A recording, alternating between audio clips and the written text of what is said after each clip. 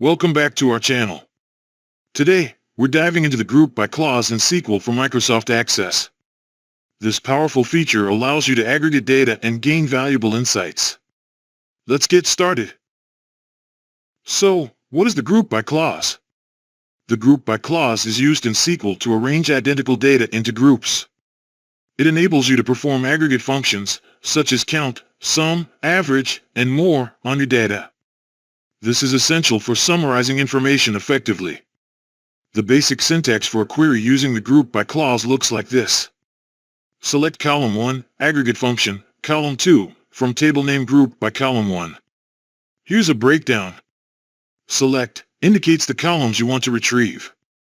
Aggregate function, this is where you apply functions like count, sum, or average.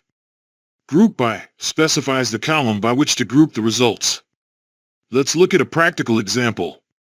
Suppose we have a table named products with columns for product name, category, and list price, to name a few.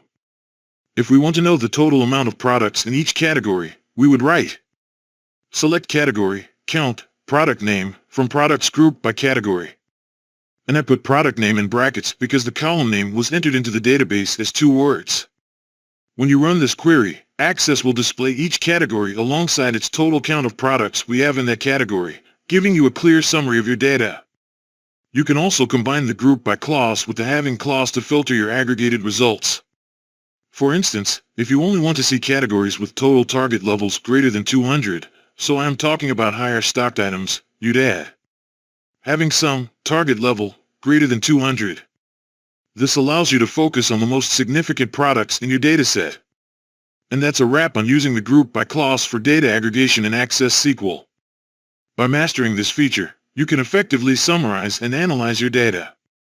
If you found this video helpful, please give us a thumbs up and subscribe for more Access SQL tips.